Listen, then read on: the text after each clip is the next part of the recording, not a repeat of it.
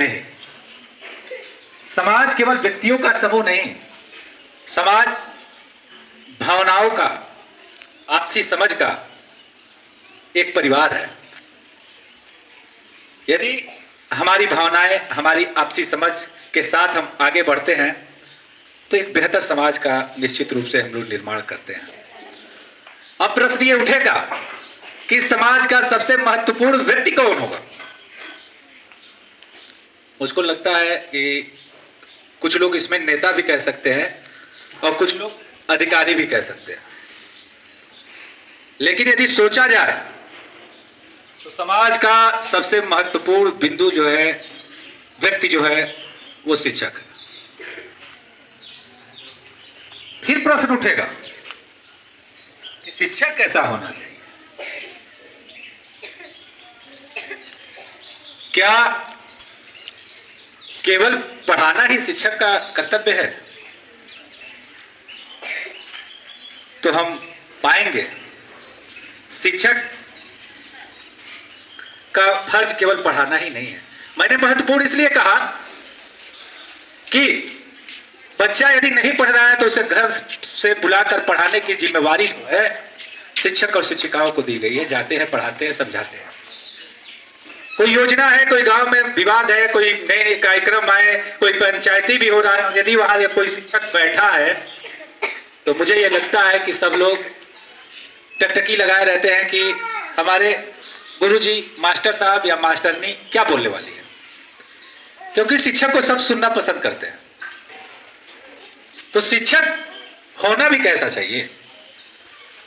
शिक्षक का दायित्व तो बहुत बड़ा है। जो लोग पढ़ाने की बात करते हैं,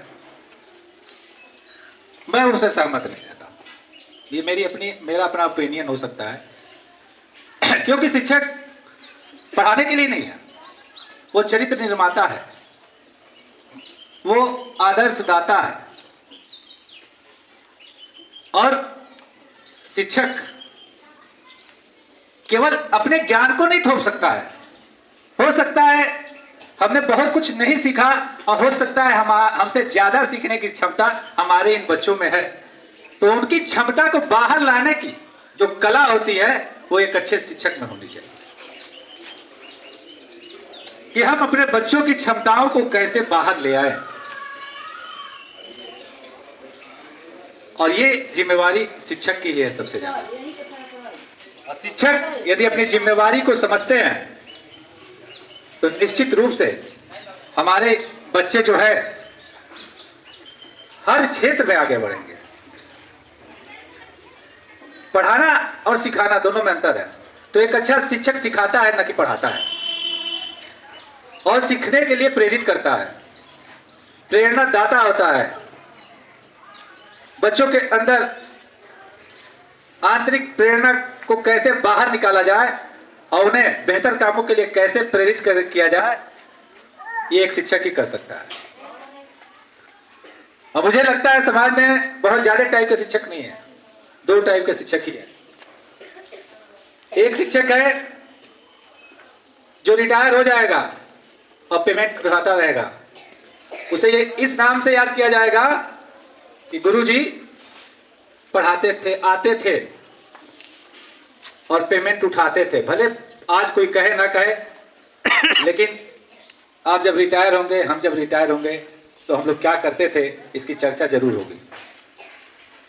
और एक शिक्षक का वर्ग है जिसे कहेंगे बच्चे कि आज हम जो कुछ भी है उसमें हमारा हाथ हमारे फलाने फलाने फलाने सर का भी था। यानी जीवन में जितने गुरु आपको मिलेंगे उसमें कुछ बेहतर गुरु भी मिलते जाएंगे। तो शिक्षक का दायित्व तो सबसे बड़ा है, और इस दायित्व को निस्संदेह हम सभी शिक्षकों को पूरी ऊर्जा के साथ पूरा करना चाहिए, क्योंकि हम सब इन बच्चों की आशा और उम्मीद है। तो इस उम्मीद पर भी हम लोग को खरा उतरना चाहिए। ये हमारे भरोसे बैठे हैं और हम ही को देख कर सीखते हैं। हम सभी जानते हैं, सोशियोलॉजी पढ़े या मनोविज्ञान हमारे बहुत सारे शिक्षक साथी पढ़े होंगे, तो उसमें है कि बच्चा जब जन्म लेता है तो उसके कुछ अपने विचार होते नहीं है, वो स्वतंत्र विचार का होता है। फिर मैं कहूं कि वो झूठ कहां से बोलना उसने सीखा, उसने गाली देना कहां से सीखा, उसने चोरी करना कहां से सीखा, उसने सिगरेट पीना कहां से सीखा? तो निश्चित रूप से परिवेश से सीखा है। क्या बच्चा जब पैदा हुआ था वो झूठ सबसे परिचित था? नहीं था। यदि उसके आसपास झूठ ना ही बोला जाता तो शायद वो भी जीवन में कभी झूठ नहीं बोलता, क्योंकि सभी बच्चे जो है स्वतंत्र चिंतन के, स्वतंत्र रूप से एकदम, मतलब उनका कोई अपना नहीं होता है विशेष। जन्म लेते हैं तो वो एकदम, मैं ये नहीं कह रहा हूं कि उनको कुछ नहीं आभास है, क्योंकि गर्भ में भी कुछ सीखी जाते हैं, कुछ चीजें बच्चे माता के हाव भाव या बातचीत करने के तरीके, परिवार के माहौल से थोड़ा बहुत प्रभाव पड़ जाता है, क्योंकि हम लोगों ने महाभारत में अभिमन्यु को पढ़ा है। तो शिशु गर्भ में जरूर जैसा माहौल मिलता है वैसा जरूर वो थोड़ा बहुत आपको दिखेगा, लेकिन जो अपने लाइफ का सबसे ज्यादा सीखता है तो जन्म लेने के बाद ही सीखता है। और सबसे बड़ी विडंबना क्या है कि हम लोग सीखते ही जाते हैं, पढ़ते ही जाते हैं, और आधा जीवन 22, 23, 24, 25 साल तक पढ़ते हैं।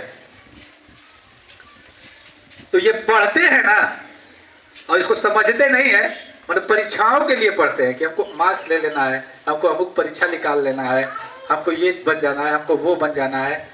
तो यहाँ पर हम समझना और सीखना छोड़ देते हैं। और जिस दिन समझना और सीखना चालू कर दीजिएगा ना, उस दिन पढ़ने की जरूरत नहीं पड़ेगी। पढ़ना और सीखना दोनों में अंतर है।